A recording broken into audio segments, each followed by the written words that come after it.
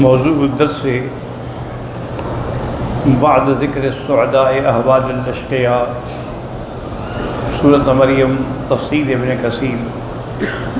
الحمدللہ رب العالمین والصلاة والسلام علی اشرف الانبیاء وسید المرسلین سیدنا وحبیبنا محمد وعلی آلہ واصحابہ اجمعین۔ اللہم صل علی سیدنا محمد وعلی آل سیدنا محمد کما صلیت علی ابراہیم وعلی آل ابراہیم فی العالمین انک حمید مجید۔ اعوذ باللہ من الشیطان الرجیم، بسم اللہ الرحمن الرحیم۔ فخلف من بعدهم خلف اضاعوا الصلاة واتبعوا الشهوات فسوف يلقون غيا إلا من تاب وآمن وعمل صالحا فأولئك يدخلون الجنة ولا يظلمون شيئا۔ قال المؤلف والمفسر رحمه الله تعالى ادام النفع بعلومه وعلومكم في الدارين آمين إلى أن قال وقال ابن جرير حدثني الحارث قال حدثنا الحسن الأشيب حدثنا شريك عن إبراهيم بن مهاجر عن مجاهد رحمه الله تعالى فخلف من بعدهم خلف أضاعوا الصلاة واتبعوا الشهوات قال هم في هذه الأمة يتراكبون تراكب الأنعام والحمر في الطرق لا يخافون الله في السماء ولا يستحيون من الناس في الأرض۔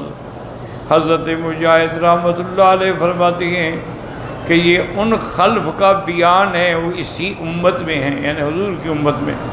يتراكبون تراكب الأنعام والحمر في الطرق، وہ نعوذ باللہ جیسے جانور گھوڑے گدھے سڑکوں پہ جمع کرتے ہیں، یہ اسی طرح نعوذ باللہ یہ بھی لوگ وہی عمل کرتے ہیں۔ لا یخافون اللہ، اللہ سے نہیں ڈرتے، ولا یستحیون من الناس، نہ لوگوں سے ان کو حیا آتی ہے، نہ اللہ کا ڈر ہے نہ لوگوں کا حیا ہے، جیسے قوم لوط کا یہی عالم تھا۔ وقال ابن ابی حاتم حدثنا احمد بن سنان الواسطی قال حدثنا ابو عبد الرحمن المقری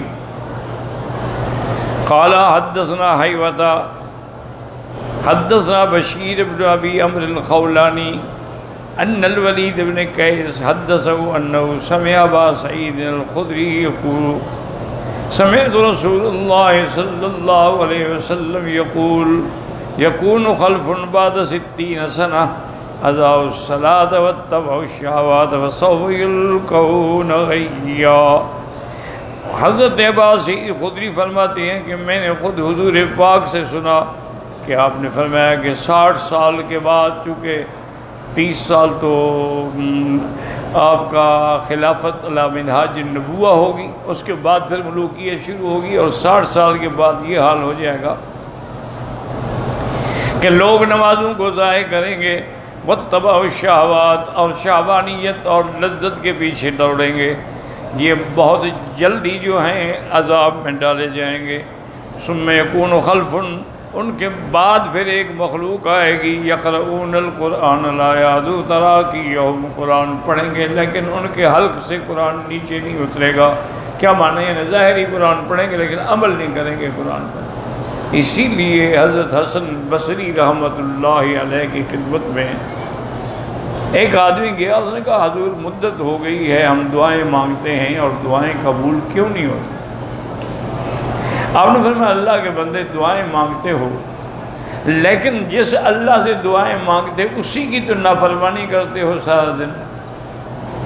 قرآن پر ایمان لاتے ہو لیکن قرآن پر عمل نہیں کرتے ہو، حضور کی سنت پر ایمان لاتے ہو لیکن اس پہ عمل نہیں کرتے ہو، حلال حرام کا فرق نہیں کرتے ہو، تو پھر تمہاری دعائیں کہاں سے منظور ہوں؟ یہی وجہ ہے کہ آج دیکھیں کہ پورے عالم اسلام میں مسلمان ابتلا میں۔ یاد رکھیں کہ کافر جو ہے نا وہ تو جہنمی ہے، اس کے لیے امتحان کی ضرورت ہی نہیں ہے نا، اس نے تو جہنم میں جانا ہے، چند روزہ زندگی ہے دنیا کی، فائدہ اٹھا لے۔ اسی لیے اللہ نے اپنے پاک پیغمبر سے فرمایا تھا کہ لا یغرنک تقلب الذین کفروا فی البلاد، یہ جو زمین میں پھر رہے ہیں، عیش کر رہے ہیں، ان کے آپ دھوکے نہ رہیں، متاع قلیل، چند روز کا نفع ہے۔ ومأواہم جہنم، ٹھکانہ ان کا جہنم۔ ابتلا تو ہوتا ہی مومن کے لیے ہے، المومن مبتلا، مومن ابتلا میں ہوگا ہمیشہ۔ تو اس لیے جب ہم لوگوں نے مکہ اسلام یعنی لا یبقى من الاسلام الا اسمہ، نام رہ گیا، کون ہو جی مسلمان، وَلَمْ يَبْقَ مِنَ الْقُرْآنِ إِلَّا رَسْمُ، قرآن کا جی لکھا ہوا ہے، یہ فیڈ کیا ہوا ہے جی، ٹیلی فون میں بھی ہے جی، ہر جگہ ہمارے پاس موجود ہے، لیکن عمل، ٹیلی فون پورا قرآن فیڈ ہے، اس میں کتنی دفعہ حکم ہے کہ نمازیں قائم کرو، کتنی پڑھتے ہو، اور جب نماز پڑھتے ہو تو اس کا بھی کیا حال ہوتا ہے، کیسے پڑھتے ہو، کیا پورے ارکان کا خیال کرتے ہو؟ اگر ارکان کا، رکوع کا، سجود کا، قیام کا، قعدے کا، تشہد کا خیال نہیں کرتے ہو تو وہ تو پڑھنا نہ پڑھنا برابر ہے۔ ایک آدمی نے حضرت تھانوی سے آ کے عرض کیا، کہنے لگا حضرت میں نماز پڑھتا ہوں لیکن میں آنکھیں بند کر لیتا ہوں تو مجھے بڑا سکون ہوتا ہے اور پھر میرا دل نماز میں بڑا لگتا ہے۔ ہاں بھائی دل تو لگتا ہے لیکن نماز تو مکروہ ہو جاتی ہے، اللہ نے آپ کو آنکھوں والا بنایا، آپ اندھے بن جاتے ہیں۔ ہاں آنکھیں بند کر کے جو سکون ڈھونڈ رہے ہو وہ تو کچھ نہ ہوا نا۔ پھر بات تو یہ ہے کہ آنکھیں کھلی ہوں اور اللہ کا ڈر ہو، اور توجہ قرآن کی طرف ہو، توجہ رکوع کی طرف ہو، توجہ سجود کی طرف ہو۔ تو یہی وجہ ہے کہ آج ہماری دعائیں مقبول نہیں ہوتی۔ روزانہ آپ دیکھ لیں، کہیں زلزلے ہیں، کہیں دشمن گولیاں چلا رہے ہیں، کہیں نعوذ باللہ مسلمانوں کو مٹانے کے پروگرام بن رہے ہیں۔ حالانکہ آپ کا کیا خیال، لوگ روتے ہیں، دعا نہیں کرتے ہوں گے جن کی اولادیں چلی گئی، جن کے بھائی چلے گئے، جن کے سر کے تاج اڑ گئے، لیکن بات وہی ہے کہ غم میں بیٹھے ہوئے ہیں، بھائی بہن کو رو رہے ہیں لیکن نماز کو کوئی نہیں رو رہا، عبادت کے لیے کوئی نہیں تیار۔ تو اس لیے آپ نے فرمایا کہ وہ لوگ ایسے ہوں گے، قرآن تو پڑھیں گے لیکن قرآن ان کی گردنوں سے نیچے نہیں جائے گا۔ وَيَقْرَأُ الْقُرْآنَ ثَلَاثَةٌ، اور حضور نے فرمایا قرآن تو تین آدمی ہیں، تین قسم کے جو پڑھتے ہیں۔ مومن، ایک قرآن مومن کا پڑھنا ہے، وَمُنَافِقٌ، ایک قرآن ہے لیکن پڑھنے والا منافق ہے، وَفَاجِرٌ، ایک قرآن ہے لیکن پڑھنے والا زانی، شرابی، کبابی، فاسق، فاجر ہے۔ وقال بشیر قلت للولید ما هؤلاء الثلاثة قال المؤمن مؤمن به، کہ مومن جو پڑھتا ہے تو اس کا صحیح معنی میں قرآن پہ ایمان ہوتا ہے، والمنافق کافر به، اور منافق جو ہے اس کا ایمان نہیں ہوتا، صرف ظاہری پڑھتا ہے، والفاجر یأکل به، اور فاجر فاسق اس لیے پڑھتے ہیں تاکہ لوگوں پر اعتماد کر کے کچھ ان سے حاصل کیا جا سکے۔ وَهَكَذَا رَوَاهُ أَحْمَدُ عَنْ أَبِي عبد الرحمن المقری، وقال ابن أبي حاتم أيضا حدثني أبي حدثنا إبراهيم بن موسى قال أنبأنا عيسى بن يونس قال حدثنا عبيد الله بن عبد الرحمن بن وهب بن مالك أن بالرجال أن عائشة كانت ترسل بالشيء صدقة لأهل الصفة فتقول لا تعطوا منه بربريا ولا بربرية، بی بی عائشہ صدقے کی کوئی چیز بھیجتی تھی اصحاب صفہ والوں کے پاس، لیکن ان کو کہتی خیال کرنا یہ میرے صدقے کا مال جو ہے بربر جو ہیں ان کو نہیں دینا، بربر قوم ہے۔ فإنی سمعتهم یقولهم الخلف الذین قال اللہ تعالیٰ فیہم، کہ میں نے حضور سے سنا تھا کہ اللہ نے جو قرآن میں فرمایا فخلف من بعدہم خلف اضاعوا الصلاۃ، یہی لوگ ہیں۔ ھذا حدیث غریب۔ وقال أيضا حدثني أبي قال حدثنا عبد الرحمن بن الضحاك حدثنا وليد بن جرير شيخ من أهل المدينة أنه سمع محمد بن كعب القرظي يقول في قول الله فخلف من بعد قال هم اہل الغرب یملکون وهم شر من ملک، کہ یہ اہل غرب کے لوگ ہوں گے۔ وقال ابو الاحباب انی لاجد صفۃ المنافقین فی کتاب اللہ عز وجل، حضرت کعب الاحباب نے فرمایا کہ میں نے قرآن پاک کے اندر منافقوں کی صفتیں پڑھی ہیں۔ منافق کی صفت کیا ہے؟ شرابین للقہوات، بیٹھے ہیں قہوے پی رہے ہیں، تراکین للصلوات، نمازوں کو چھوڑنے والے، لاعبین بالکعبات، اور وہ جیسے کھیلتے ہیں نا یہ کوڑیوں سے کھیلنے والے، رقادین عن الاتمات، عشاء کی نماز میں سونے والے، مفرطین فی الغدوات، صبح کی نماز میں دیر سے اٹھنے والے، تراکین للجماعات، جماعتوں کو چھوڑ کے نمازوں سے محروم رہنے والے، یہ منافقوں کی نشانی ہے۔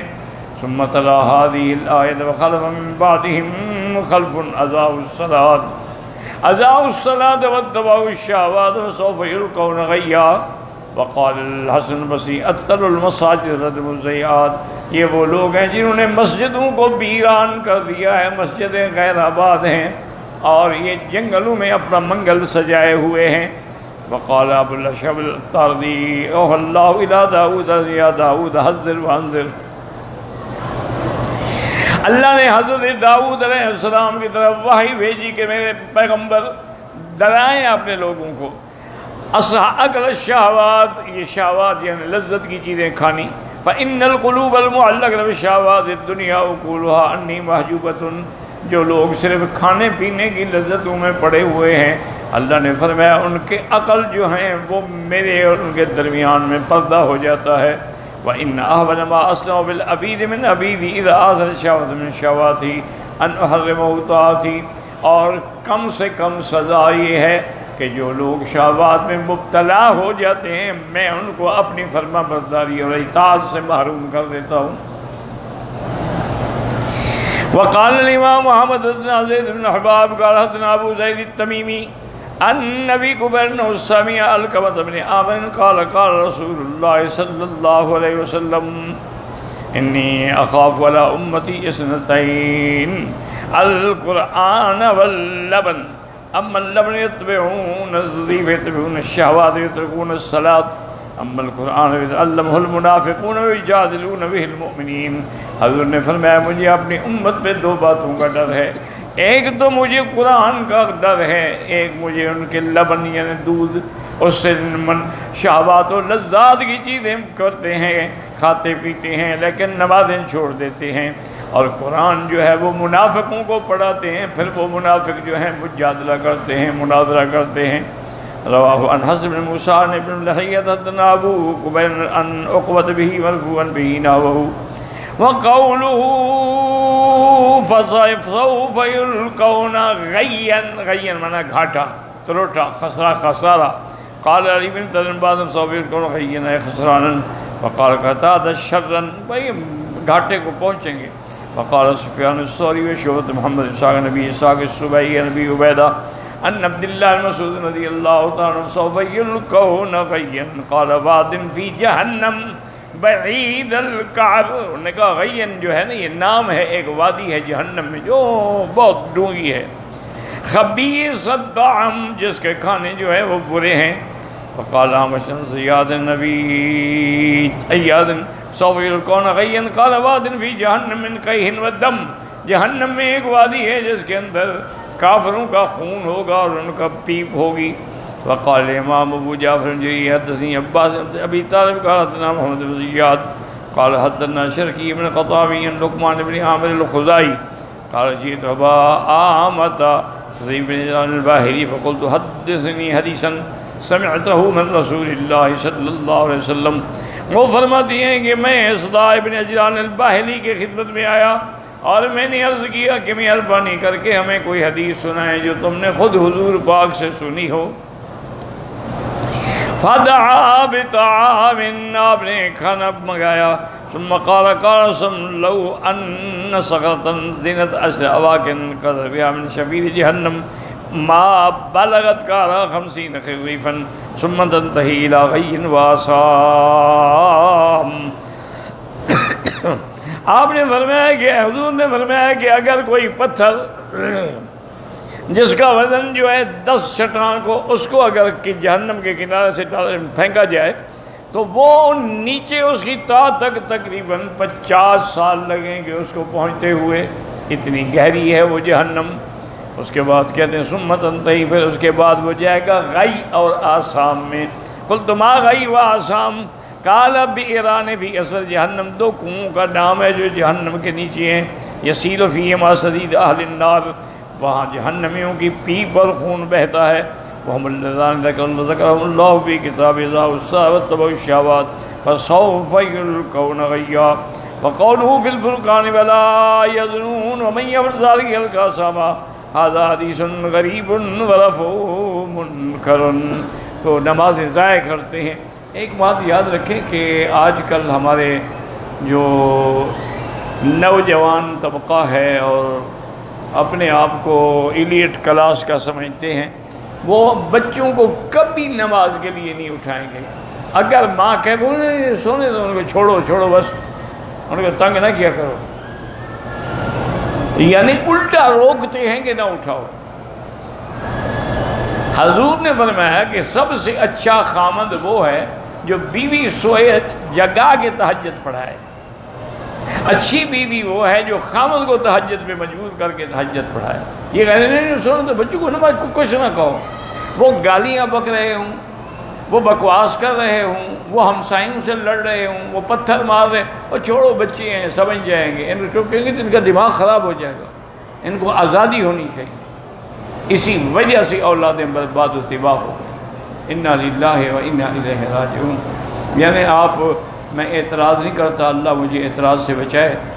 آج آپ کسی کالج میں چلے جائیں، کسی بھی پاکستان کا، ہندوستان کا، کسی بھی ملک کے کالج میں جائیں، وہاں جتنے بچے ہیں نا پڑھنے والے، کوئی بی اے کر رہا ہے، کوئی ایم اے کر رہا ہے، کوئی محفل کر رہا ہے، کوئی پی ایچ ڈی کر رہا ہے، کوئی انجینئرنگ کر رہا ہے، کوئی ڈاکٹری کر رہا ہے، ان سے کہیں کہ ہمیں سے دعائے قنوت سنا دو، کسی کو آتی ہے؟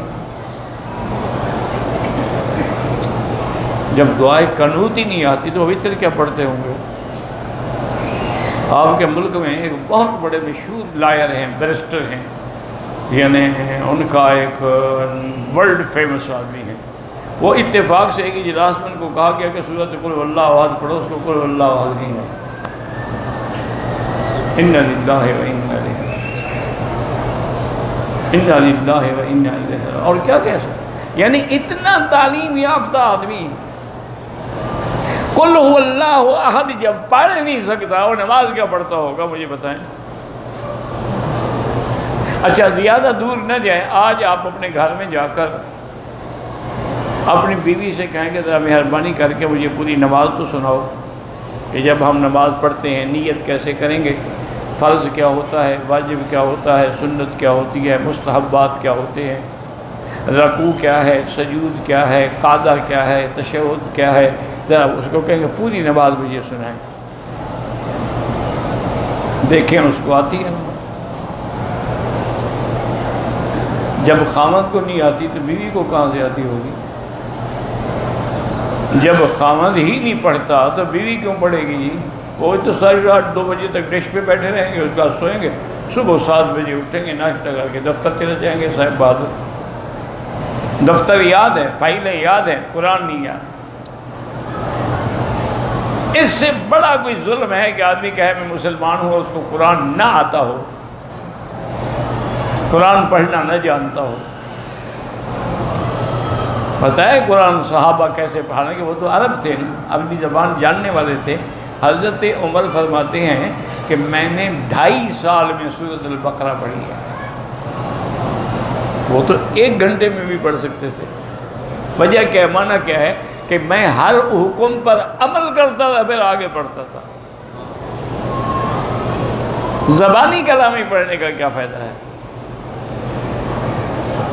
دیکھیں نا آپ نماز میں کہتے ہیں ایاک نعبد و ایاک نستعین، تیری ہی عبادت کرتے ہیں، تجھ ہی سے مدد مانگتے ہیں، اور سجدے کر رہا ہے قبروں پہ، اور یا غوث اعظم، یا عبد القادر جیلانی، یا داتا، یا فلان. تو یہ ایاک نعبد کا ترجمہ یہی ہے کہ ہر بات میں ایاک نعبد و ایاک نستعین، اور سجدہ قبروں پر. ان للہ و انا الیہ راجعون. اور کیا کہہ سکتے ہیں؟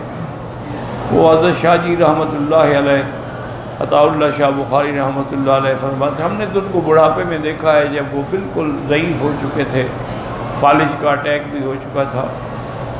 جوانی تو ہم نے ان کی نہیں دیکھی. ویسے دعا کریں اب ان کے جو ایک ہی بیٹے باقی ہیں پیر جی عطاء المہیمن، اللہ ان کو شفا کاملہ عطا فرمائے، وہ بیمار ہیں. اور باقی تینوں بیٹے حضرت کے فوت ہو گئے، عطاء المنعم بھی، عطاء المحسن بھی، اور عطاء المومن بھی. اب یہ سب سے چھوٹے ہیں عطاء المہیمن.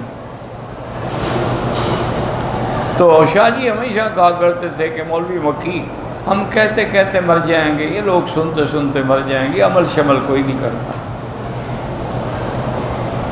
میں نے کہا حضرت پھر چھوڑ دیں. کہنے لگے یہ چھوڑو گے تو اور ہلاکت و جہنم ہے، تم تو کرتے رہو نا، تمہارا ثواب تو کہیں نہیں گیا. نہ کریں عمل، تمہارا ثواب تو کہیں نہیں جا رہا نا، تم تو لگے رہو نا. انبیاء کی لوگوں نے نہیں سنی تو انبیاء نے تبلیغ چھوڑ دی. مکے والوں نے پتھر مارے تو حضور نے تبلیغ چھوڑ دی. مکے والوں نے آپ کو مکے سے نکال دیا، حضور نے تبلیغ چھوڑ دی. طائف والوں نے آپ کے پاؤں لہو لہان کر دیے مار مار کے پتھر، آپ نے تبلیغ چھوڑ دی. آپ لگے رہیں، آپ اپنا کام کریں، ان کو ماننا ہے ماننا، نہیں ماننا نہ ماننا.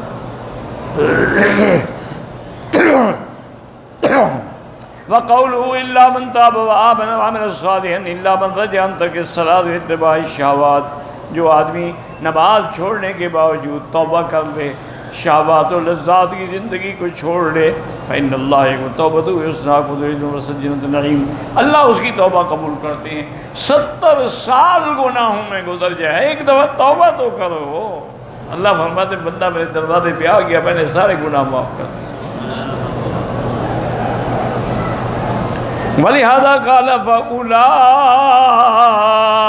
يَدْخُلُونَ الْجَنَّةَ وَلَا يُظْلَمُونَ شَيْئًا.